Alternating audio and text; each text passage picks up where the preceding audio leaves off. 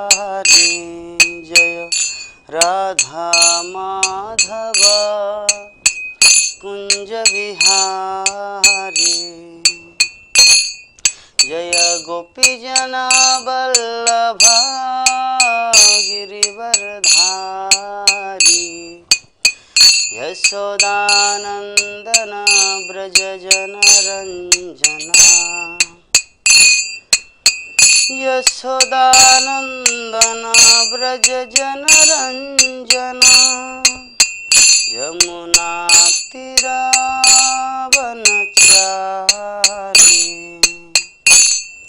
जय राधा माधव कुंज बिहारी हरे कृष्णा कृष्ण कृष्ण हरे हरे हरे राम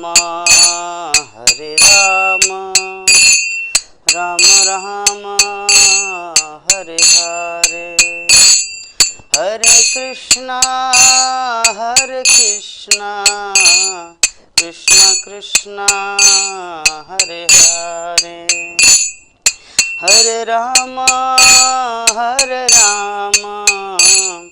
राम राम हरे हरे जय राधा माधव राधे जय पंचतत्व जय पंचतत्व जय पंचतत्व जय गौरनिताय जय गौरनिताय जय नृसिंहदेव जय प्रहलाद महाराज जय जय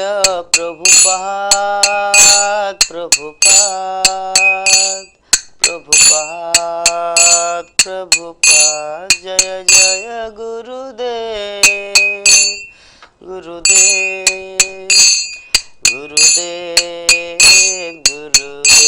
निताय गौर हरि बोल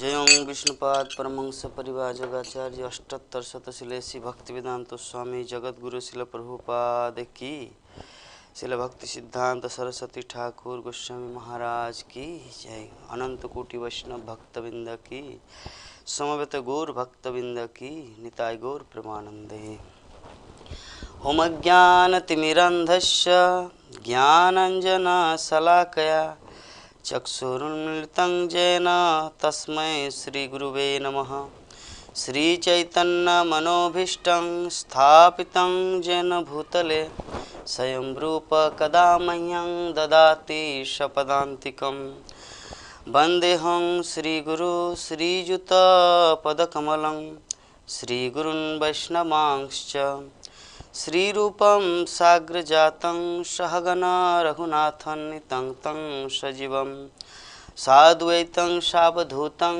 परिजनसहितं कृष्णचैतन्यदेवं श्रीराधा कृष्णपादान् सहगना ललिता श्रीविशाखान्वितांश्च नमो विष्णुपादाय कृष्णपृष्ठाय भूतले श्रीमते भक्तिवेदांत स्वामी निति नामिने नमस्ते सरस्वती देवे गौरवाणी प्रचारिणे निर्विशेष शून्यवादी पाश्चात्यदेशतारिणे हे कृष्ण करुणा सिंधु दीनबंधु जगत्पते गोपेश गोपिका कांत राधा कांत नमस्तुते तप्त कांचन गौरांगी राधे वृंदावनेश्वरी वृषभानुसुते देवी प्रणमामि हरिप्रिये वाञ्छाकल्पतरुभ्यश्च कृपा सिन्धुभ्येव च पतितानां पावनेभ्यो वैष्णवेभ्यो नमो नमः। जय श्री कृष्ण चैतन्य प्रभु नित्यानंद श्री अद्वैत गदाधर शिवासादि गौर भक्तविंद। हरे कृष्णा कृष्णा कृष्णा हरे हरे, हरे राम राम राम हरे हरे। ओम नमो भगवते वासुदेवाय। ओम नमो भगवते वासुदेवाय। ओम नमो भगवते वासुदेवाय। नारायणं नमस्कृतं नरं चैव नरोत्तमं देवीं सरस्वतीं व्यासं ततो जयमुदीरयेत्। नष्टप्रायेषु अभद्रेषु नित्यं भागवत सेवया भगवती उत्तमश्लोके भक्तिर्भवति नष्टिके। मुखं करोति वाचालं पंगुलं यतिगिरिं यत्कृपातमं श्रीगुरुर्नितानन्दं श्रीचैतन्यं।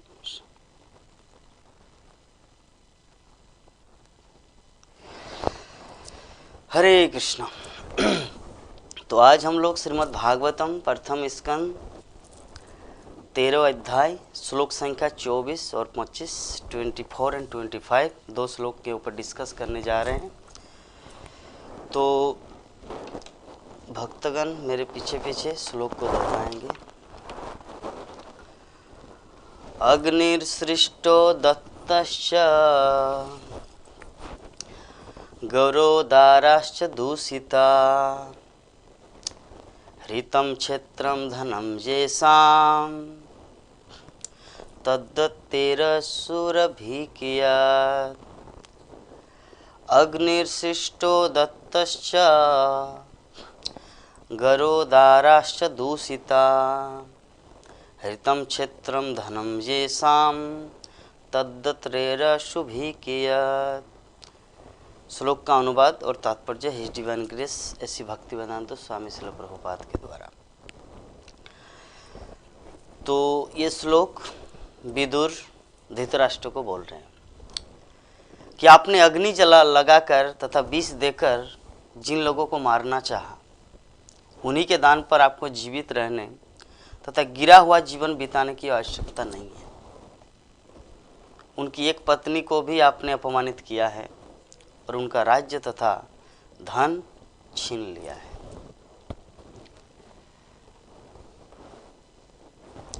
तात्पर्य: वर्णाश्रम धर्म पद्धति में मनुष्य जीवन का एक अंश पूर्णतया आत्म साक्षात्कार के हेतु तथा मोक्ष प्राप्त करने के लिए सुरक्षित रहता है। तो ये जीवन काल का सामान्य विभाजन है। लेकिन धृतराष्ट्र जैसे लोग वृद्धावस्था में भी घर में बने रहना चाहते हैं, भले ही दुश्मन से दान स्वीकार करके अधम जीवन ही क्यों न बिताना पड़े। तो विदुर ये बताना चाह रहे थे कि और धृतराष्ट्र पर जोर डालना चाहते थे कि इस तरह अपमानित होकर दान स्वीकार करने की अपेक्षा अपने पुत्रों की भांति मर जाना अधिक श्रेयस्कर है। तो आज से 5000 वर्ष पूर्व श्रील प्रभुपाद बोल रहे कि एक धृतराष्ट्र था, लेकिन इस समय तो घर घर में धृतराष्ट्र है। तो राजनेता तो विशेष रूप से राजनीतिक गतिविधियों से तब तक अवकाश नहीं लेते जब तक क्रूर मृत्यु उन्हें घसीट कर नहीं ले जाती या कोई विरोधी तत्व उन्हें मार नहीं डालती। तो अपने मनुष्य जीवन के अंत तक गृहस्थ जीवन में चिपके रहना सबसे निपट अधमता है। अतएव इस समय भी ऐसे विदुरों की आवश्यकता है जो धृतराष्ट्र को मार्ग दिखा सके। और 25 नंबर श्लोक इस प्रकार है: तस्सापि तब देहोयम कृपणस्य जिजीविषो परित्यन्निच्छित्तपि जीर्णो जरया वाससीव। कि मरने के लिए आपकी अनिच्छा होने तथा आत्मसम्मान की बलि देकर जीवित रहने की आपकी इच्छा होने पर भी आपका यह कृपण शरीर निश्चय ही छीन होगा तथा पुराने वस्त्र की भांति नष्ट हो जाएगा। तात्पर्य में श्रील प्रभुपाद बोलना चाह रहे कि कृपण से जिजीविषो शब्द अत्यंत महत्वपूर्ण है। तो मनुष्य के दो वर्ग होते, एक कृपण कहलाते और दूसरे ब्राह्मण। कृपण अर्थात कंजूस, अपने भौतिक शरीर का कोई मूल्यांकन नहीं कर पाता, किंतु ब्राह्मण अपना तथा अपने शरीर का पूरा मूल्यांकन कर सकता है। तो कृपण अपने शरीर का गलत मूल्यांकन करने के कारण इंद्रिय तृप्ति का भरपूर ताकत से भोग करना चाहता है और बुढ़ापे में भी औषधियों के उपचार से या किसी तरह से जवान बनना चाहता है। तो धृतराष्ट्र को यहाँ पर कृपण कहा गया है, क्योंकि वो अपने शरीर का कोई मूल्यांकन किए बिना ये न के न प्रकार न जीवित रहना चाहता है। तो विदुर उसकी आंखें खोलना चाह रहे हैं कि वो निश्चित अवधि से अवधि काल तक जीवित नहीं रह सकता और अब उसे मरने के लिए तैयार रहना चाहिए। क्योंकि मृत्यु अवश्यंभावी है तो उसे जीवित रहने के लिए ऐसी अपमानजनक स्थिति का स्वीकार क्यों करना चाहिए। श्रेयस्कर तो यही है कि मृत्यु की जोखिम उठाते हुए भी समुचित राह पकड़ी जाए। तो ये मनुष्य जीवन भौतिक अस्तित्व के सारे दुखों को समाप्त करने के लिए मिला है और जीवन को इस प्रकार नियमित बनाना चाहिए कि वांछित लक्ष्य प्राप्त हो सके। तो धृतराष्ट्र जीवन के प्रति गलत धारणा के कारण अपनी अर्जित शक्ति का 80% भाग पहले ही गंवा चुके थे, अतः उन्हें कृपण जीवन के अंतिम दिनों का सदुपयोग परम कल्याण के लिए करना चाहिए।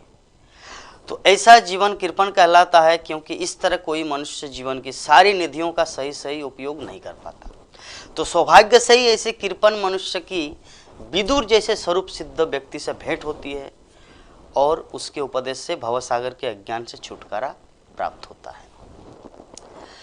तो ये जो हमारा अध्याय चल रहा है धृतराष्ट्र का गृह त्याग, श्रीमद् भागवतम प्रथम स्कंद 13 अध्याय। तो इसमें हम लोग थोड़ा सा पीछे बैक में जाते हैं कि किस प्रकार विदुर जो तीर्थ यात्रा के लिए निकले थे और जब मैत्रेय ऋषि से उनका भेंट हुआ और मैत्रेय ऋषि से बहुत सारे संवाद, कॉन्वर्सेशन लाइक प्रश्न उत्तर, विभिन्न तथ्यों के बारे में उनको जानकारी प्राप्त हुआ कि मनुष्य जीवन का लक्ष्य क्या है, आत्म साक्षात्कार क्यों करना चाहिए और हमारे जो मनुष्य जीवन है उसमें क्या ऐसा प्रकृति हम लोग को जो वरदान दिए हैं उनको कैसे उपयोग किया जाए, ये सब जो तथ्य कथाएं मैत्रेय ऋषि से विदुर ने समझा। तो अचानक एक दिन की बात है कि जब ये कृष्ण कथा चल ही रहा था तो विदुर ने सोचा कि मैं तो उद्धार हो जाऊंगा, लेकिन हम जो तीनों भाई थे अर्थात पांडु, धृतराष्ट्र, विदुर, 3 भाई, तो पांडु तो ऑलरेडी इस संसार से प्रयाण कर चुके हैं। तो धृतराष्ट्र जो अभी भी कुत्ते की तरह पड़ा हुआ है युधिष्ठिर मतलब हस्तिनापुर में, तो क्यों ना उसको सही राह दिखा जाए अर्थात भगवत भक्ति में लगाया जाए। तो उसको तो कैसे किया जाए, क्योंकि ये सब कुछ के पीछे एक ही चीज़ काम करता हुआ है, प्रेम। तो विदुर उनका भाई है, हो सकता है इसी दुखद स्थिति में अगर उनको कुछ कथा सुनाएं कृष्ण कथा तो हो सकता है वो इस लाइन में आ जाए। जैसे हम लोग जानते हैं कि चित्रकेतु महाराज जब अंगिरा ऋषि आए थे उनके पास, तो अंगिरा ऋषि उनको बोले कि आपके जीवन में कोई पुत्र नहीं है, लेकिन फिर भी आप चाहते हैं तो मैं पुत्र दे सकता हूँ, लेकिन वो आपके जीवन का हर्ष और शोक का कारण बनेगा, अर्थात वो आपके जीवन में दुख और सुख दोनों का कारण बनेगा। तो चित्रकेतु महाराज सोचे कि कोई बात नहीं, मुझे चाहिए, मंजूर है। उसको ये नहीं पता कि वो जो लड़का उनके जीवन में, वो पुत्र जो उनके जीवन में आ रहा है उसका मृत्यु होने वाला है। उसकी धारणा क्या थी, उनका धारणा यही था कि हो सकता बच्चे थोड़ा नटखट, अर्थात मैं कुछ बोलूँगा अरे उधर मत जाओ, अभी धूप है, अभी मत खेलो, तो हो सकता बच्चा बात नहीं मानेंगे, हो सकता मेरी बात नहीं मानेंगे, वो धूप में ही खेलेंगे। हो सकता मैं उनको बोलूँगा अरे तुमको मैंने वो बोला था ना स्कूल जाने के लिए, क्यों दिन भर अपनी माँ के साथ रहते हैं, ऐसे लाइक दैट कुछ, तो हो सकता है वो स्कूल जाना नहीं चाहेंगे, मूर्ख बने रहेंगे। तो कोई बात नहीं, मूर्ख पुत्र सही है, मेरे जीवन में कोई पुत्र तो होगा। उनका ये मतलब कॉन्सेप्ट बन गया कि मेरे जीवन में जो पुत्र आएगा तो वो इस तरह नटखट करेंगे जिसके कारण मुझे दुख लगेगा, लेकिन ये दुख तो मेरे लिए आनंद की बात है। लेकिन उनको ये नहीं पता कि अंगिरा ऋषि उनको क्या बोले कि आपके जीवन में दुख और सुख दोनों का कारण होगा। सुख क्या है कि सुख इस बात का है कि वो उनका पुत्र होगा, और दुख क्या कि वो पुत्र ज़्यादा दिन टिकने वाला नहीं है, प्रकृति के अनुसार उनको जाना पड़ेगा। तो प्रकृति मतलब क्या है, एक्चुअली अंगिरा ऋषि उनको एक टेम्पोरारी एक बेनेडिक्शन वरदान दिए, लेकिन वो तो परमानेंट रहने वाला चीज़ नहीं है, क्योंकि उनकी किस्मत में है ही नहीं। तो जिनके भाग्य में है ही नहीं वो बच्चा, तो कैसे टिकेंगे। तो जो भी हो, तो अंत में उसको भोगना पड़ा कि पुत्र उनके हाथ से निकल गए। जो बाकी जो लाखों रानियां थी, उनकी जो दूसरी पत्नी, वो दूसरी पत्नी क्या किए, जलन ईर्षा के कारण उस छोटे से नन्हे बालक को मार दिए। हाँ, तो उस नन्हे बालक को मार दिए। तो मार देने के कारण चित्रकेतु महाराज को बहुत ही दुख उठाना पड़ा। और अंत में उसको सेल्फ रियलाइजेशन हुआ। कब? जब चित्रकेतु महाराज ऐसी अवस्था में पड़े थे, तब अंगिरा ऋषि और नारद मुनि वहाँ पर पधारे। तो इस प्रकार हम लोग देखते हैं कि विदुर जो यहाँ पे धृतराष्ट्र को जो कृष्ण कथा या कृष्ण तत्व विज्ञान सुनाने के लिए आए, एक ऐसे समय में जब वो सुइटेबल हो। क्योंकि व्यक्ति सुख में कृष्ण को अच्छा नहीं लगता, थोड़ा दुखद अवस्था में ही कृष्ण उनको अच्छा लगता है। तो जो भी है, तो हम लोग थोड़ा पीछे बेक में जाते हैं। आज का जो श्लोक संख्या है 24 और 24 एंड 25। तो बेक में है कि जब उन्होंने देखा, कौन? युधिष्ठिर महाराज देखा कि विदुर चाचा मतलब घर में पधारे हैं, राजमहल में, हस्तिनापुर में आए हैं। मैत्रेय ऋषि से समस्त दिव्य ज्ञान लेकर अभी हस्तिनापुर में आए हैं। क्यों आए हैं? उनका उद्देश्य क्या है? युधिष्ठिर महाराज इन सबको लग रहा है कि हो सकता पुनः हमारे घर में फैमिली मेंबर के रूप में वो आए हैं, लेकिन उनको पता नहीं कि ये जो इतना सारा दिव्य ज्ञान लेकर वो फिर इस अंधकूप में रहने वाला व्यक्ति नहीं है। और ये ऐसा होता है, जो व्यक्ति एक बार इस्कॉन जीवन या ब्रह्मचारी लाइफ में आ जाता है, उनको पुनः गृहस्थ जीवन में लौटने को मन नहीं करता, अगर सच में वो ब्रह्मचारी का जो नियम, रूल्स एंड रेगुलेशन अगर सच्ची तरह पालन करे तो। मंगलारती, दर्शनारती, भागवतम क्लास, जप क्लास और बाकी जो विधि विधान है, अगर उनको अगर सही अगर पालन करे तो उनको गृहस्थ जीवन में जाने का मन नहीं करेगा। अगर कोई ब्रह्मचारी लाइफ में इतना सुंदर जीवन में अगर गृहस्थ जीवन में जाने का मन करता, तो इसका मतलब कुछ तो त्रुटि हुआ है, उनके जीवन में कुछ तो त्रुटि हो सकता है, अच्छी तरह समझ नहीं पाए कि ब्रह्मचारी लाइफ कैसा है। हाँ, मेरे एक इंचार्ज आश्रय गोविंद प्रभु मुझे 3 साल पहले बोले थे कि पर जगन्नाथ, ये मायापुर में जो ब्रह्मचारी लाइफ जो है ना, ये गोलोक वृंदावन का सुख जैसा है। हम दूसरे जगह ब्रह्मचारी लाइफ के बारे में नहीं बता रहे कि वृंदावन में कैसा है, पुणे में कैसा है, मुंबई इस्कॉन में कैसा है, लेकिन मायापुर इस्कॉन में ब्रह्मचारी लाइफ मीन्स राजा का जीवन है, राजकुमार का जीवन है, सब कुछ। तो जो भी है, प्रभु जी तो अपना अनुभव व्यक्त कर दिए। वो भी ब्रह्मचारी आश्रम में थे, आई ऑल्सो, लेकिन बाद में आ गए। तो पता नहीं, ये कुछ चीज़ें ऐसे होते हैं हमारे जीवन में, त्रुटि के कारण भी होता है, और कुछ चीज़ होते भगवत इच्छा। खैर, हम लोग तो उतना शुद्ध भक्त नहीं है कि हमारे जीवन के साथ भगवत इच्छा हो। जैसे परीक्षित महाराज उतने महान प्रतापी, इतने सुंदर भक्त थे, लेकिन फिर भी एक गलती कर बैठा, क्या? जो मरा हुआ सांप दिया। तो कैसे हुआ? वो भगवत इच्छा के कारण। हाँ, कुछ चीज़ ऐसे होता है। जैसे जड़ भरत, वो तो इस तरह के महान राजा थे कि मलबत सब कुछ त्याग करके चले गए वन में, जंगल में। किस लिए? भगवत भक्ति करने के लिए। लेकिन फिर एक नन्हे से हिरण के बच्चे के प्रति आसक्ति होकर क्यों अपना जीवन को मतलब इस तरह कॉम्प्लिकेटेड कर दिया, ताकि एक जीवन फिर हिरण बनेंगे, हरिद्वार में जाकर साधु हरि कथा सुनेंगे, फिर जड़ भरत बन के आएंगे, फिर राजा रघुगण को दिव्य ज्ञान देंगे, फिर भगवत धाम जाएंगे। तो इतना कॉम्प्लिकेटेड क्यों है? सीधा जाना चाहिए, लेकिन टेढ़ा मेढ़ा करके क्यों? तो ये भगवत इच्छा से होता है। कभी कभी भगवान भगवत इच्छा ऐसे अपने भक्तों के द्वारा कुछ करते हैं ताकि बाकी लोग को सीखे, बाकी लोग उस तत्व को सीख पाए। श्रील प्रभुपाद तो सीधा ही जाना चाह रहे थे भक्ति का। सीधा मतलब पहले भारत में प्रचार करेंगे, उसके बाद फॉरेन में जाएंगे। झांसी से शुरू किया था लीग ऑफ डिवोटीज, लेकिन सीधा किए थे। लेकिन वो जब महिला आश्रम बना दिए, और प्रभुपाद जिनको ब्रह्मचारी बनाए थे, तो उनकी माँ था उस महिला कम्युनिटी का चेयरमैन। तो वो बोले कि अरे इसके ये स्वामी जी को किसी को नहीं मिला, मेरे ही बच्चे को पहले ही नज़र लगा दिए। बोले चलो इसके लीग ऑफ डिवोटी को ही उड़ा देते हैं। तो बोले कि आपको कितना वेतन देते, मतलब कितना भाड़ा देते हैं यहाँ रेंट इस झांसी में ये जो जगह को? बोले कि 10,000। ठीक है, मैं आपको 15,000 दूंगा, स्वामी जी को खाली करो। तो ये कुछ कुछ चीजें भगवत इच्छा से। प्रभुपाद क्या प्योरिटी नहीं था क्या? उनके अंदर कोई त्रुटि थी? कोई त्रुटि नहीं था, लेकिन फिर भी ऐसा क्यों हुआ? इसे कहते भगवत इच्छा।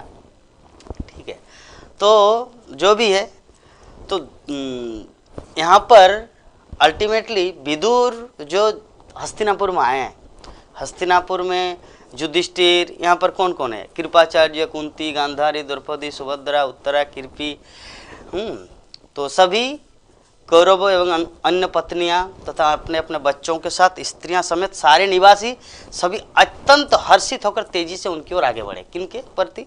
विदुर के प्रति।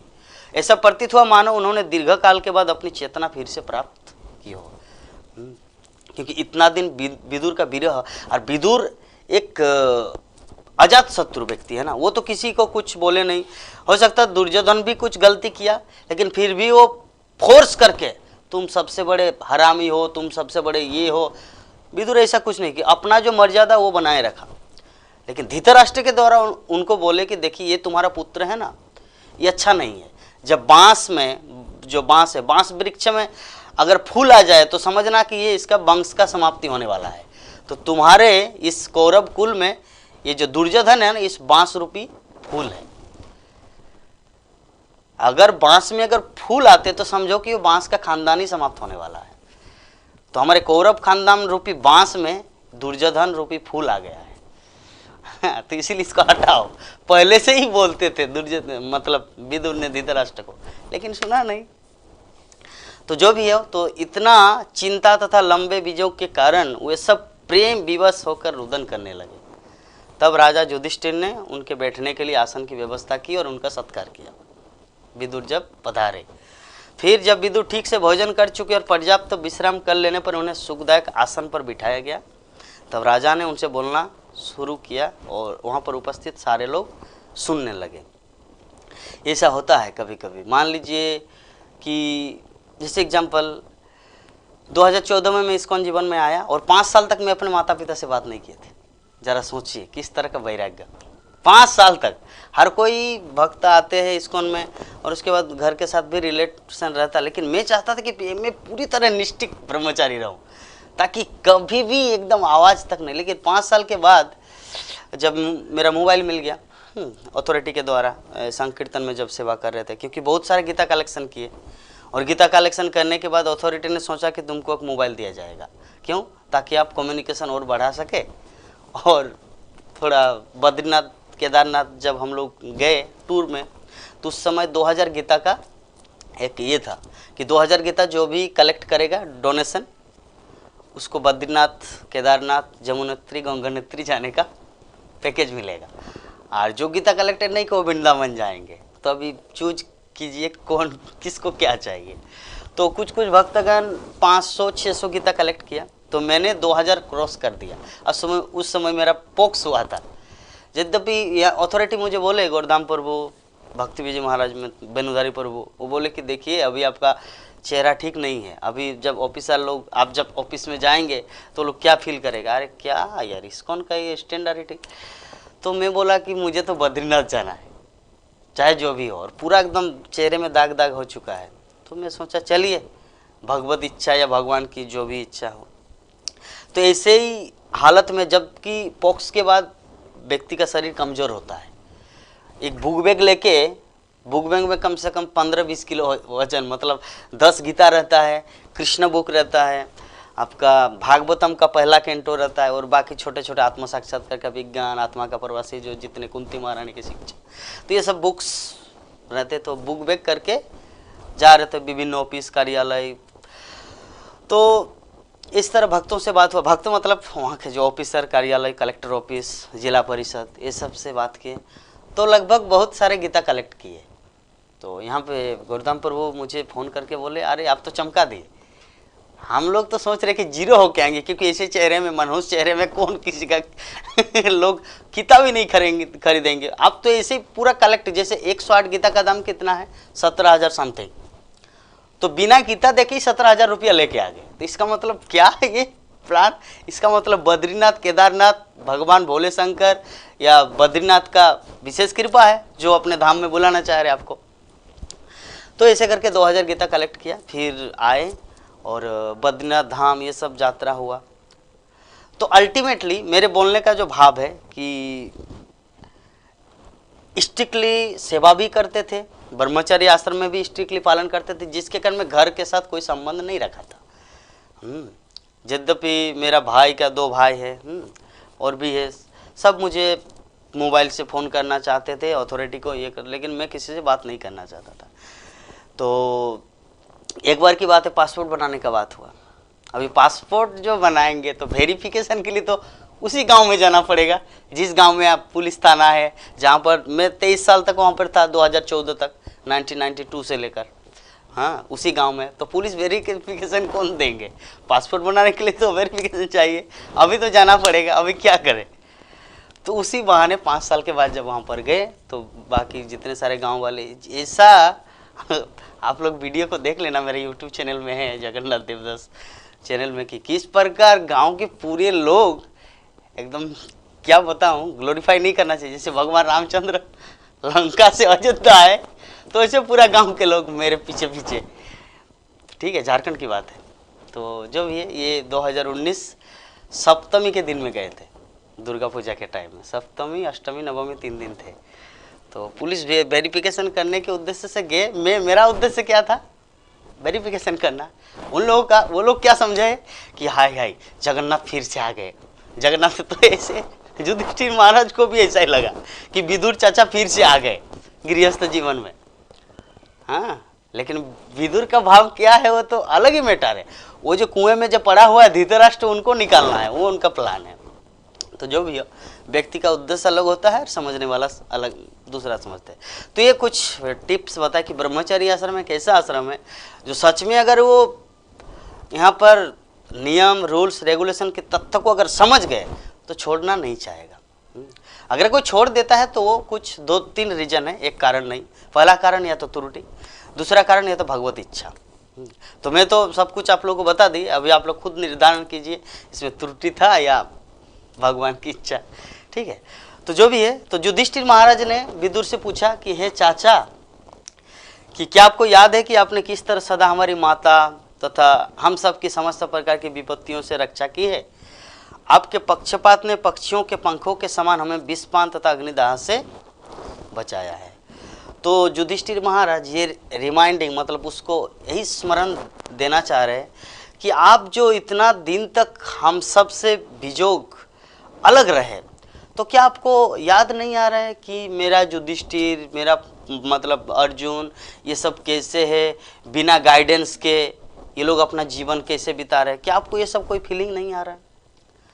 आपको याद है कि आपने हमें विषपान, जो भीम जब चले गए थे, या विभिन्न और भी परिस्थिति, अग्निदाह, लाक्षागृह में आपने तो कितना रक्षा की, तो क्या आप एकदम ही भूल गए? तो ये किस तरह का प्रेम है? प्रेम जो है वो तो हमेशा कंटिन्यू रहना चाहिए, लेकिन आप तो थोड़ा सा उस समय ये किए और जब हमारे साथ नहीं है तब तो आप पूरी तरह अलग हो गए। पता नहीं, आपको तो खबर भी नहीं कि हम लोग बच्चे हैं, जिंदा है या मरे हैं। तो युधिष्ठिर महाराज इस तरह कुछ विदुर से प्रश्न किए। तो पृथ्वी पर विचरण करते हुए आपने अपनी जीविका कैसे चलाई? युधिष्ठिर महाराज आगे प्रश्न किया। आपने किन किन पवित्र स्थलों तथा तीर्थ स्थानों पर सेवा की? तो हे चाचा, आप द्वारका भी गए होंगे।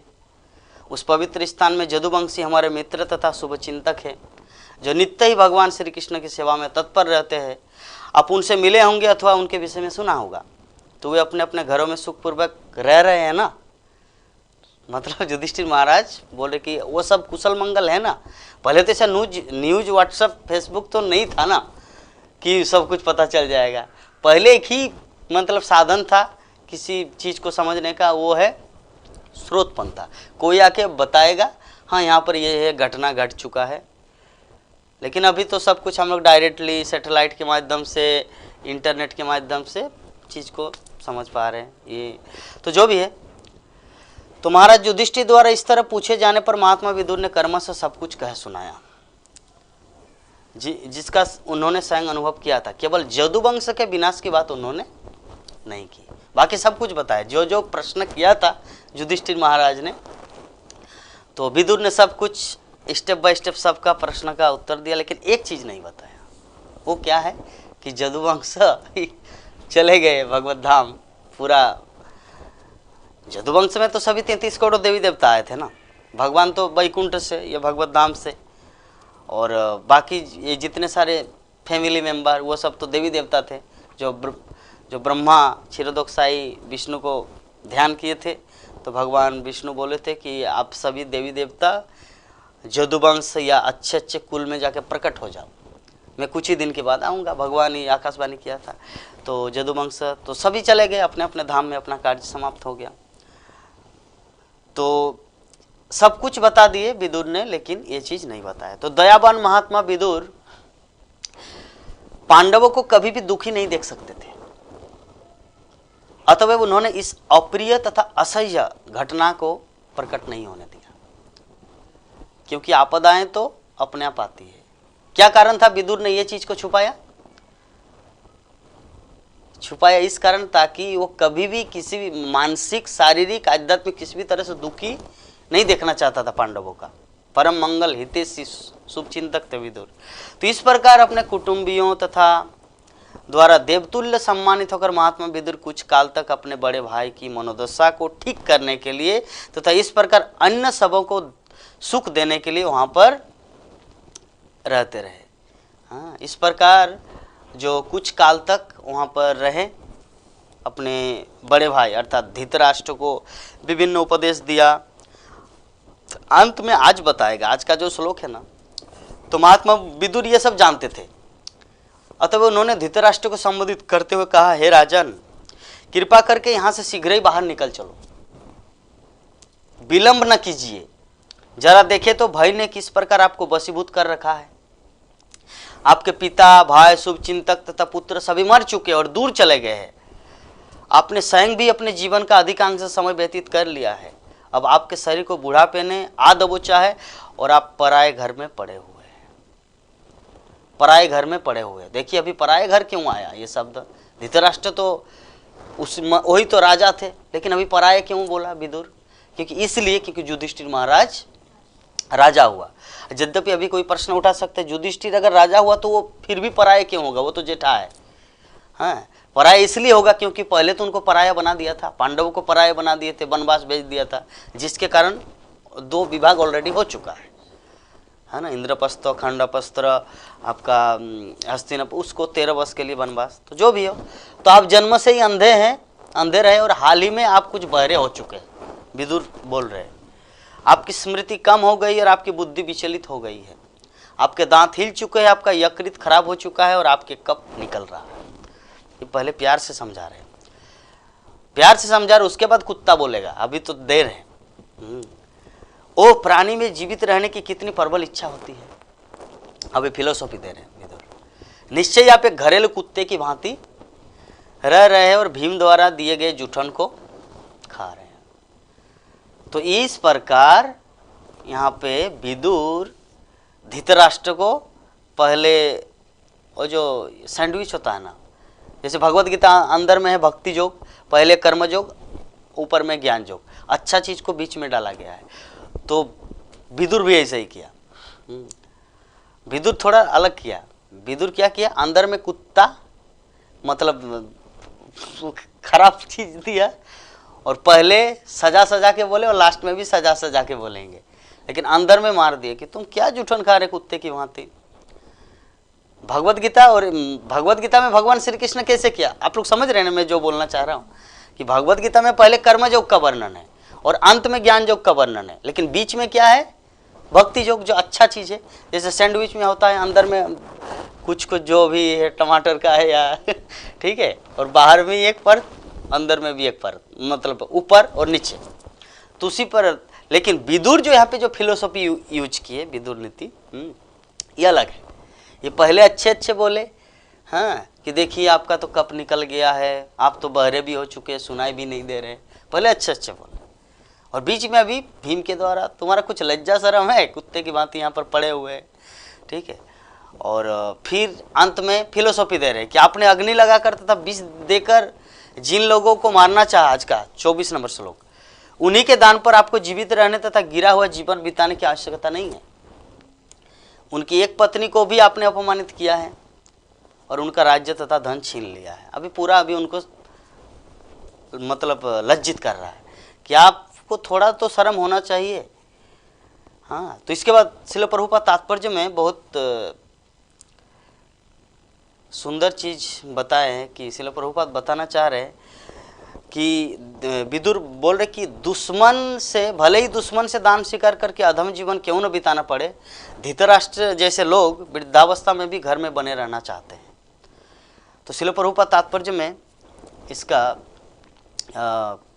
सार हम सबको बता रहे हैं कि पहले के काल में एक धृतराष्ट्र था, यहाँ पे लिख रहे हैं, और अभी वर्तमान में प्रत्येक घर में एक एक धृतराष्ट्र है। तो अभी वर्तमान में ये चीज़ हम लोग को समझना है, ये बुद्धि 50 साल के बाद ही हम लोग को दिमाग लगाना होगा। 50 साल के बाद अगर आप 60 साल 70 साल के बाद अगर दिमाग लगाएंगे ना, तो वही हाल होगा जैसे धृतराष्ट्र का हुआ है। अभी पूछ सकते प्रभु जी हम समझ नहीं पा रहे आप क्या बोलना चाह रहे हैं। मैं ये बोलना चाह रहा हूँ कि जैसे देखिए 50 साल तक व्यक्ति का शरीर थोड़ा सा अच्छा रहता है, लेकिन वो नहीं मेरा बेटा का शादी हो गया, उनकी एक बेटी हुई है, पहले वो नाती पोते का शादी होने दो, तब तक मेरा 70 साल होगा, उसके बाद मैं देखूंगा। तो उसके बाद जब देखेंगे ना, तब आप पूरा बूढ़ा वृद्ध हो जाएंगे, आपका अच्छा नहीं। वो बोले क्या ये पड़े हुए कब मरेगा। तो अभी जो है ना, आप सोच रहे कि अरे नाती पोते को जब शादी करवा देंगे, वो मुझे देखेंगे तो अच्छा गुड फीलिंग करेंगे, ऐसा कुछ नहीं है। वो सब आपका मन का भ्रम है। तो इसीलिए 50 साल के बाद से ही ये तैयारी करना है कि वानप्रस्थ लेना है या कुछ भक्ति में लगना है। अभी विषय वस्तु ये है प्रभु जी, अगर आप भक्ति में लग गए तब आपका कभी भी किसी भी स्थिति में कोई आपको अपमान नहीं कर सकता। भक्ति में अगर लग गए ना, आप वानप्रस्थ लीजिए या मत लीजिए, सन्यास हो या ना हो, अगर आप भक्ति में ठीक है तो कोई आपको अपमानित करने की शक्ति नहीं है, क्योंकि भगवान आपको कभी भिखारी बनाएंगे नहीं। तो जो एक बार श्रील प्रभुपाद के चरणों में, भगवान श्री कृष्ण आचार्यों के चरणों में अगर अपने जीवन को डेडिकेट कर दिया ना, तो अभी सब कुछ टेक केयर भगवान खुद करेगा। वो ऐसा परिस्थिति लाने नहीं देंगे कि उनका बेटा जो मेटेरियलिस्टिक है, अभी तक भक्त नहीं बना है, एक भक्त को वो कुछ बोल देंगे, क्या कुत्ता की तरह पर पड़े हुए है, बोलने की क्षमता नहीं होगा, क्योंकि कृष्ण भक्त सबसे महान होते हैं। हाँ, कृष्ण उनको शक्ति देता है। श्रील प्रभुपाद 70 वर्ष में गए थे 1965 में, और 1977 में देह त्याग किया। तो उससे पहले तो वृद्ध तो हो गए थे ना, फिर भी तो वहाँ बड़े बड़े साइंटिस्ट नौजवान छकरों को बोलते थे कि यू आर ए रास्केल, हाँ आप दूर थे, यू आर, आप मूर्ख है। प्रभुपाद क्यों बोल पाते हैं? शक्ति है, आध्यात्मिक शक्ति। हाँ, ऐसे तो अमेरिकन लोग तो किसी के चरणों में झुकते नहीं, पहली बात है। भारतीयों के चरणों में तो झुकना तो दूर की बात है, किसी के चरणों में झुकते नहीं, लेकिन श्रील प्रभुपाद के चरणों में झुक क्यों? क्योंकि प्रभुपाद कृष्ण भक्त है। अभी प्रश्न कर सकते हैं प्रभु जी हमारे चरणों में क्यों नहीं झुक रहा अमेरिकन लोग? क्योंकि अमेरिकन लोग हम सबसे ज्यादा भक्ति कर रहा है।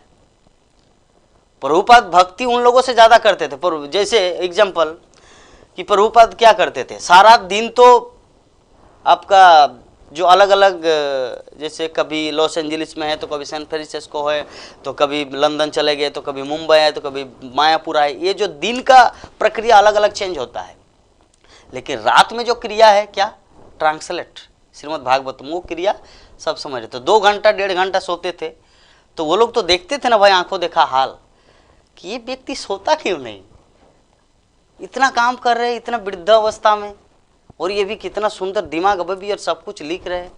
तो अमेरिकन लोग ऐसे ही नहीं झुके, है ना, किसी के चरणों में वो लोग ऐसे ही नहीं झुकते। तो झुके तो अभी हमारे चरणों में क्यों नहीं झुक रहा है? हम लोग भी तो भारतीय है, क्योंकि हमारे पास उतना प्रभुपाद जैसा नहीं है। हाँ, तो जो भी है अल्टीमेटली बोलने का भाव यही है कि हम सबको यहाँ से यही एक शिक्षा प्राप्त करना है। क्योंकि देखिए शास्त्र ग्रंथ किस लिए है, शास्त्र ग्रंथ के द्वारा हम लोग हमारे आगे क्या होने वाला है वो चीज़ का पता लगता है। जैसे हम वन में किसी जंगल के रास्ते से होकर जा रहे हैं, तो रास्ते से हम लोग जा रहे हैं मतलब ऑलरेडी किसी ने रास्ता बना दिया है, फिर उसके पदांक अनुसरण हम लोग जा रहे हैं, है ना। तो ये जो शास्त्र ग्रंथ है ना, उस जंगल में रास्ते के समान है कि ऑलरेडी किसी ने रास्ता बना दिया है, अभी मुझे उसमें से चलना है। हाँ, तो अभी 50 साल के बाद ही निर्णय लेना है क्या करना है क्या नहीं करना है। अगर मोह में पड़े रहे, अरे थोड़ा दिन रुको ना, और 2 नाती है ना, उसको कंप्लीट करने दीजिए। फिर अगर ऐसे भाव में अगर हम लोग रहे ना तो प्रकृति हम लोग को जकड़ लेंगे, प्रकृति सच में हम लोग को जकड़ लेंगे। तो इसीलिए हम लोग को विदुर का पदांक अनुसरण करना है।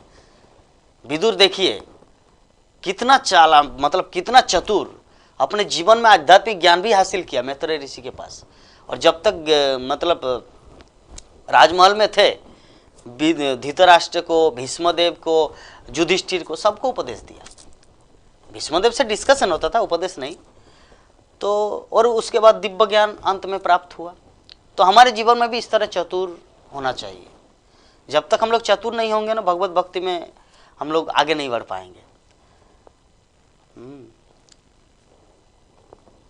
तो विदुर ये बताना चाह रहे थे कि धृतराष्ट्र पर जोर डालना चाहते थे कि इस तरह अपमानित होकर दान स्वीकार करने की अपेक्षा अपने पुत्रों की भांति मर जाना अधिक श्रेयस्कर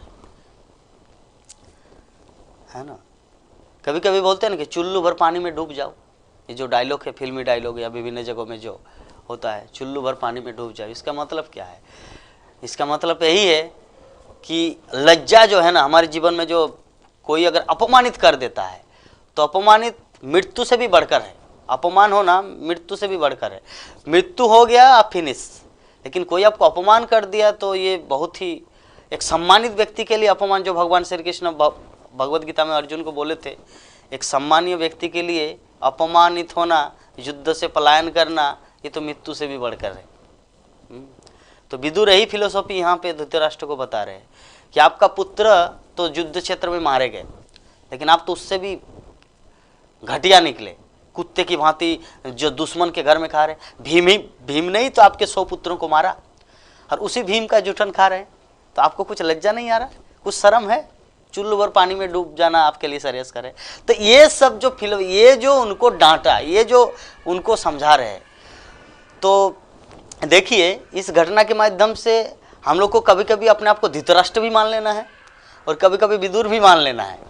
बात ऐसा नहीं कि हम लोग कोई एक पार्टिकुलर एक रोल निभा रहे हैं, यहाँ पर कोई रोल नहीं निभा रहे।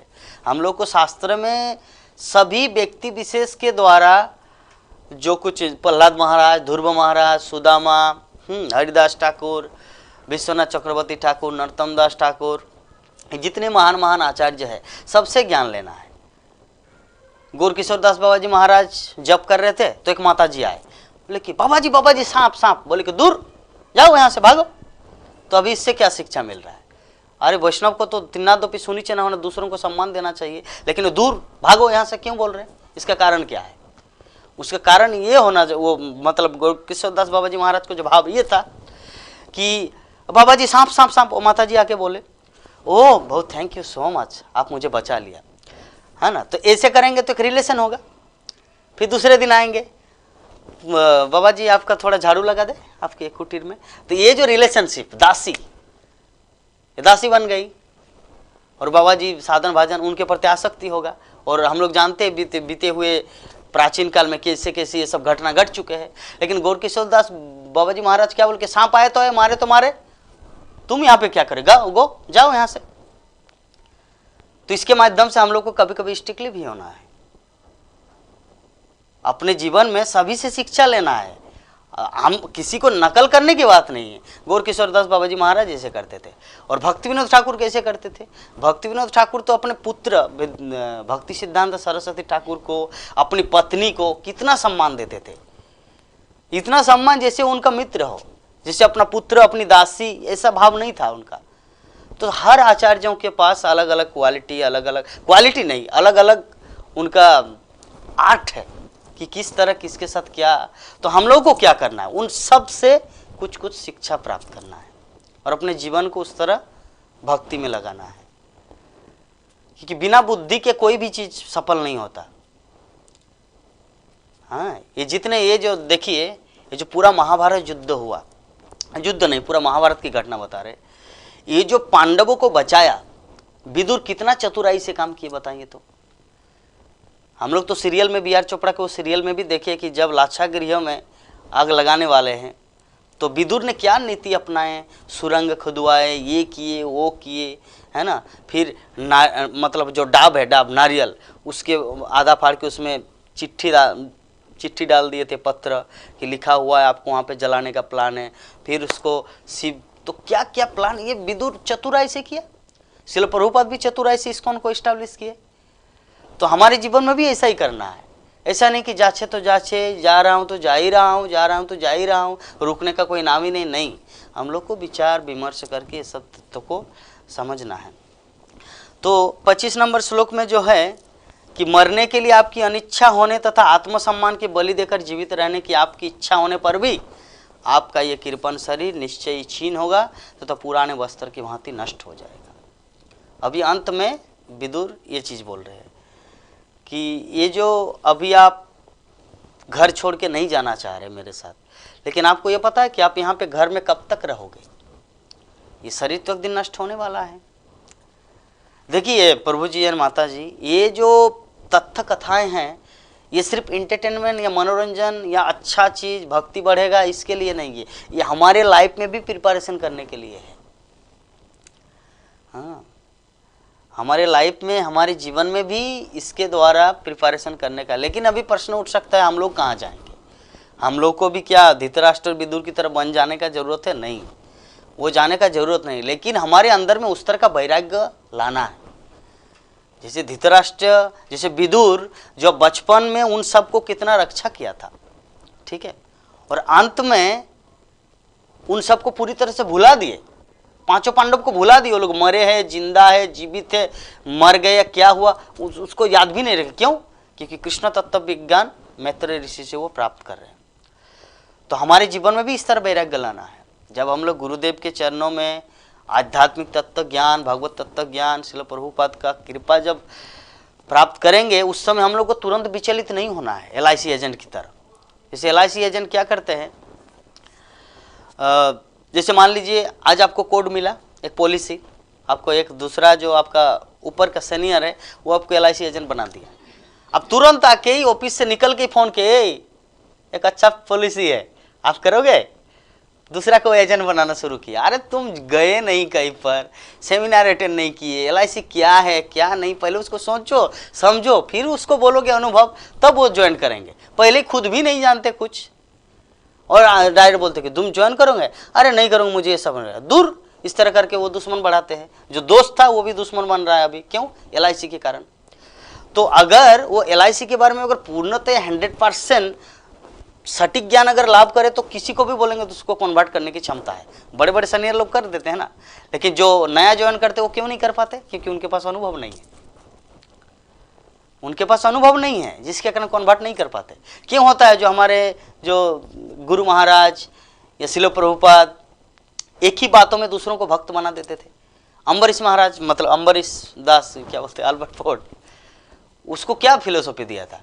क्या आत्मा का ज्ञान, ऐसा ऐसा कुछ बोले थे? कुछ नहीं बोले थे। प्रभुपाद ने यही चीज बोला था कि तुम्हारा नाना है ना, हेनरी फोर्ड, उनका नाना अल्फ्रेड फोर्ड का, अभी कहाँ है? श्रील प्रभुपाद बोले अभी कहाँ है? वो तो बहुत बड़े धनिष्ठ रईस थे, कहाँ गए वो? तो क्या आपको लगता है कि आप भी उसकी तरह नहीं जाएंगे, आप यहीं पर रहेंगे? आपको लगता है? जस्ट ये 2 वर्ड बोले थे, भक्त बन गया, है ना। श्रील प्रभुपाद में मतलब जा रहे थे फ्लाइट में, मूढ़ी खा रहे थे, मूढ़ी में पफ राइस, सामने जो भक्त था उनको जस्ट दिए, मूढ़ी खाए, देखा कुछ दिन बाद वो इस्कॉन मंदिर में ज्वाइन कर लिए। तो ये अनुभव ही है। लेकिन नया भक्त हम लोग कितना भी प्रचार करते हैं, कितना भी, लेकिन नहीं होता। क्यों? क्योंकि हमारे पास अनुभव नहीं है ना। जैसे वो LIC एजेंट की तरह जो बड़े बड़े सीनियर हो चुके, जो सेमिनार देता है, एक ही बातों में दूसरों को सब कुछ कोड मोड सब कुछ मिल जाता है, लेकिन जो नया ज्वाइन करते वो नहीं कर पाते, है ना। तो विदुर पहले क्या किया, वहां पे अनुभव लिया मैत्रेय ऋषि से, उसके बाद आया धृतराष्ट्र को कन्वर्ट करने के लिए, पॉलिसी देने के लिए। पहले तो नहीं आया था। क्यों? क्योंकि उनके पास खुद अनुभव नहीं है, खुद ज्ञान नहीं है, तो आके तो नहीं बता सकते ना। इसीलिए हम लोग को ये चीज समझना है। इसीलिए चैतन्य महाप्रभु बोले कि भारत भूमि ते मनुष्य जन्म होइलो जार, जन्म सार्थक करी करो परोपकार। जैसे हमारे 2 माता जी प्रभु जी, जो गीता मेला, गीता जो जयंती हुआ, यद्यपि वहाँ पे जितने सारे भक्तगण बैठे हुए थे, सभी गीता, सबके घर में गीता है, ठीक है, और वहाँ पे जितने सारे लोग सब डोनेशन किए गीता के बारे में, फिर भी माता जी प्रभु जी सबको गीता दे रहे। क्यों? क्यों दे रहे हैं? सबके घर में तो गीता है, लेकिन फिर भी जो एक एक करके उतने भीड़ में सभी गीता पाठ कर रहे हैं। धर्म क्षेत्रे कुरुक्षेत्रे सम, उधर चल रहा है, यज्ञ भी चल रहा है, लेकिन प्रभु जी माता जी उधर ध्यान न दे के सेवा में है। वो तो साधन है, भजन है कि हाँ वहाँ पे बैठ के कुर सम बेता जुजुत्सव, लेकिन प्रभु जी माता जी क्या कर रहे, उधर ध्यान नहीं है।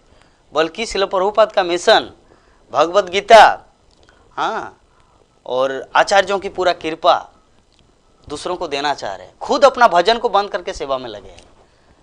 तो इसको कहते हैं चतुराई भक्त, मतलब चतुर भक्त। तो हम सबको ये सब भक्तों से भी सीखना है। जैसे विदुर ने किया था वैसे हमारे प्रभु जी माता जी है ना। तो इस प्रकार हम लोग देखते हैं। तो शिल प्रभुपाद जो तात्पर्य में दो पॉइंट आउट किए हैं इस 25 नंबर श्लोक में, कि कृपण से जिजी विश्व शब्द महत्वपूर्ण है। क्या है कि मनुष्य के दो वर्ग होते हैं, कृपण तथा दूसरा ब्राह्मण। तो कृपण हम लोग जानते हैं, कृपण का अर्थ सिर्फ कंजूसी नहीं होता जो पैसा खर्च नहीं करता। कृपण का अर्थ ये है कि अपने ये जो मनुष्य जीवन उनको प्राप्त हुआ है, मनुष्य शरीर प्राप्त हुआ है, ये मनुष्य शरीर के द्वारा उसको क्या करना चाहिए? भगवत भक्ति, भगवत भक्ति करना है, कृष्ण प्रेम को प्राप्त करना। अगर वो ये नहीं करता तो ये खर्च नहीं कर रहा, तो मतलब कंजूस है। और ब्राह्मण कौन है?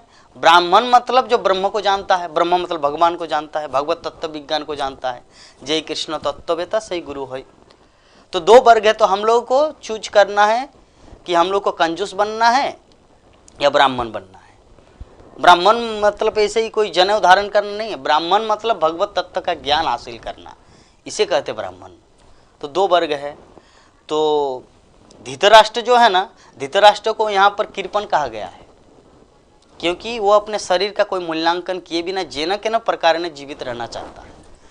हमारे जीवन में शरीर का तो मूल्यांकन करना है ना भाई, क्यों मिला है, किस लिए मिला है, इसको कैसे यूज करना है। तो विदुर उसकी आंखें खोल दी। तो विदुर जैसे धृतराष्ट्र की आंखें खोल दी, तो शिल प्रभुपाद हमारी आंखें तात्पर्य के माध्यम से खोल रहे हैं। तो ये मृत्यु जो है ना अवश्यंभावी है सबके लिए, तो उसे जीवित रहने के लिए ऐसी अपमानजनक स्थिति का स्वीकार क्यों करना चाहिए? श्रेयस्कर तो यही है कि मृत्यु की जोखिम उठाते हुए भी समुचित राह पकड़ी जाए। हम सबको पता है कि मरना है ही, मृत्यु तो होगा ही, तो उससे पहले कुछ ऐसा हुए, कैसा एक राह पकड़ी जाए जो सच में मृत्यु को भी लात मार देता है। मृत्यु की पराजय जो हमारे बीबीटी द्वारा प्रकाश है, मृत्यु की पराजय, उसका अर्थ क्या है? मृत्यु की पराजय का अर्थ मतलब हम लोग मृत्यु के मतलब मृत्यु को भी जीत लेंगे। मरना तो है ही, तो शरीर का मृत्यु होगा, लेकिन अगर हम लोग आत्म साक्षात्कार कर ले तो हम लोग तो अमर है। मेरे गुरु महाराज श्रीमद भक्तिचार्य स्वामी गुरु महाराज बोलते हैं कि A+B, हाँ, A is equal to B, B is equal to C, मतलब A is equal to C, formula यही है। तो हम शरीर नहीं, हम आत्मा है, और आत्मा कभी मरता नहीं, मीन्स हम लोग अमर है। ये पहले भी डिस्कस किए थे कि A इजगल टू B और B इजगल टू C। हम ये शरीर नहीं, हम आत्मा है, और आत्मा कभी मरता नहीं, मतलब हम अमर है, A इजगल टू C।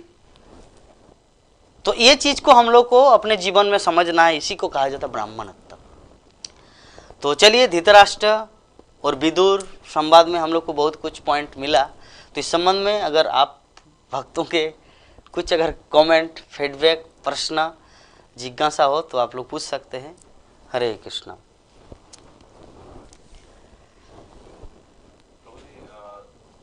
जो आपने बताया कि पहले विदुर जो थे उनका पांडवों के प्रति काफी मतलब केयर था, स्नेह था, और उन्होंने हर पग पे उनका ध्यान रखा जी। और फिर जब वो ब्रह्म जिज्ञासा और करने के लिए जब अलग अलग तीर्थ स्थान पे गए तो फिर वो उनमें वैराग्य उत्पन्न हुआ।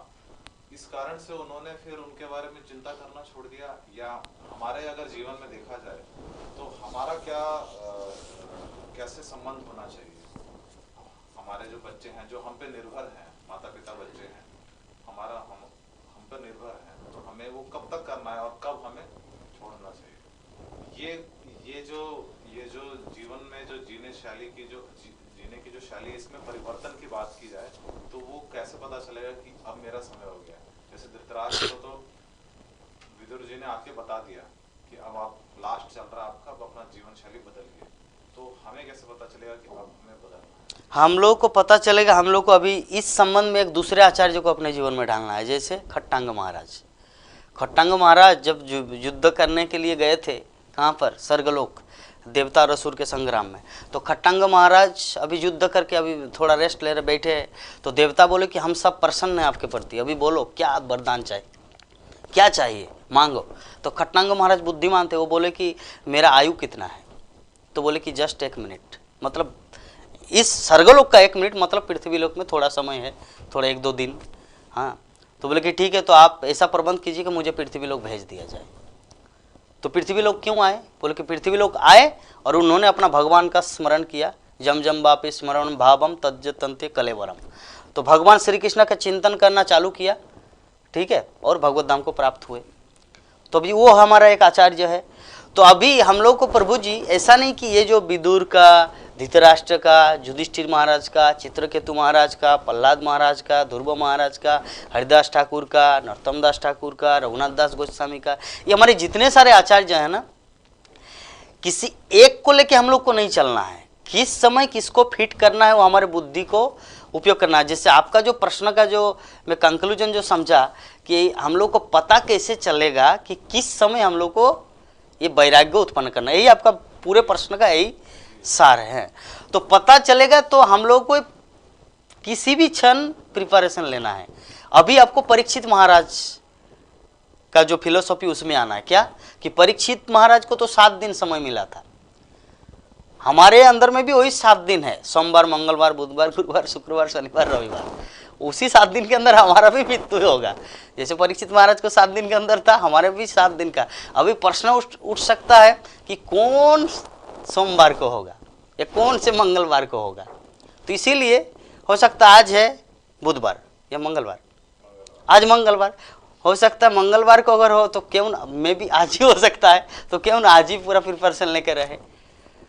तो ये चीज़ को समझना है। आपका जो प्रश्न का जो थीम है कि कब ऐसा आभास हम लोग को मिलेगा कि पता चलेगा कि अभी हमें छोड़ना है 50 साल। देखिए 50 साल उस समय जो है ना, अकाल मृत्यु नहीं होता था ज़्यादा। अकाल मृत्यु मतलब जिसका 100 वर्ष लिखा है तो 100 वर्ष में ही मरेगा, उससे पहले नहीं। लेकिन हमारा तो कलियुग में तो अकाल मृत्यु है ना। अकाल मृत्यु मतलब जैसे एक बार एक अकाल मृत्यु हुआ था, ब्राह्मण का पुत्र मर गया था, भगवान श्री कृष्ण द्वारका में यज्ञ कर रहे थे, अर्जुन सामने बैठा हुआ था और ब्राह्मण आके बोले कि राजा सबसे बड़ा कुलांगारी है, कि जिस राज्य में राजा दुष्ट होता है उसी के राज्य में अकाल मृत्यु होता है। आके बोले तो भी फिर अर्जुन क्रोधित होके बोले कि मेरे सामने मेरे दोस्त मतलब मेरे मित्र भगवान श्री कृष्ण को आप इस तरह इंसल्ट करेंगे, तुम्हारा जीवन नहीं। तो बोले कि इतना बड़ा हाँकते क्यों हो अर्जुन, अगर सच में दम है तो चलो ना, और जो राक्षस लेके जा रहे, मेरे एक एक पुत्र जन्म ले रहे और मर रहे, ऐसा क्यों है, ऐसा तो नहीं होना चाहिए। तो अकाल मृत्यु, बाप के रहते हुए बेटे का मृत्यु, ये तो अच्छा नहीं है। इसका मतलब राज्य में राजा चोर है, राज्य में राजा दुष्ट है। तो प्राचीन काल में अगर कोई किसी का अकाल मृत्यु होता था उसमें क्लेम किया जाता था राजा को। लेकिन वर्तमान में बहुत सारे लोग एक्सीडेंट में मर रहे हैं, मोटरसाइकिल एक्सीडेंट से, कैंसर से, विभिन्न तरह से। तो अकाल मृत्यु ये किसी भी टाइम में हो सकता है। तो अभी प्रश्न उठ सकता है, प्रभु जी वो लोग तो मेटेरियलिस्टिक था, भक्त में भी हो सकता है। क्या मेरे गुरु महाराज का जाने का समय था, क्या था श्रीमद भक्ति चरण स्वामी गुरु महाराज का, पंकज आंगरी प्रभु जी का जाने का समय था? नहीं। लेकिन इसमें अकाल मृत्यु नहीं, इसमें दूसरा है भगवत इच्छा।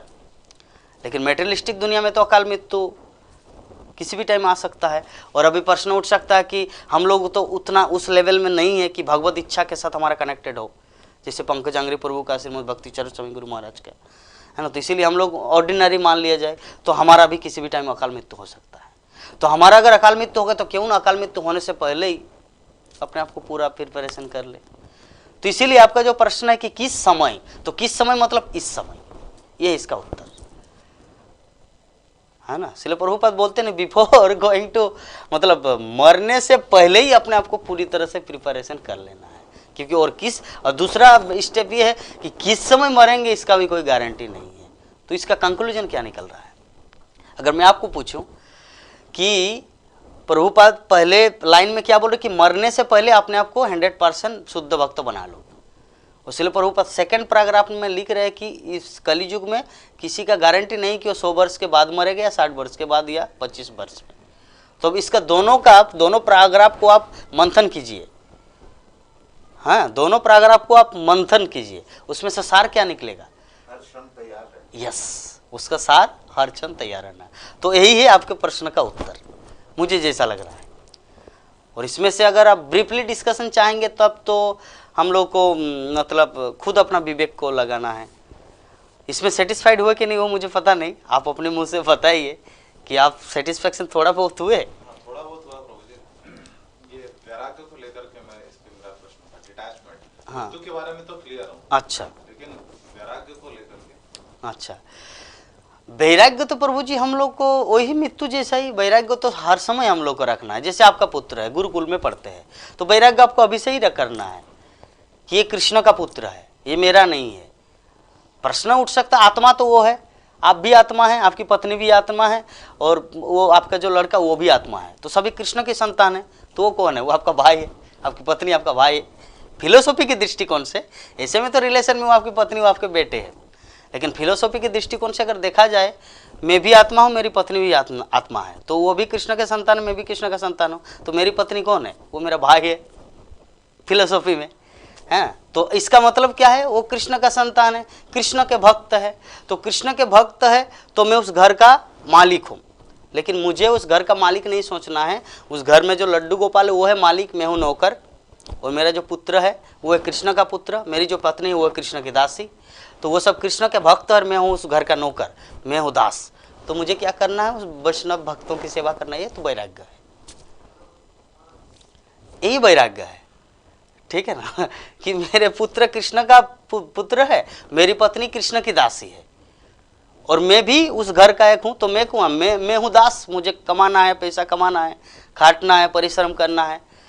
और घर में लड्डू गोपाल, और लड्डू गोपाल की दासी, और लड्डू गोपाल का पुत्र है, तीनों को मुझे मेंटेन करना है दास के रूप में। यही तो वैराग्य हुआ, और कोई दूसरा आर्टिफिशियल वैराग्य का जरूरत नहीं है। भाव से ही मनोवृत्ति चेंज करना ही है।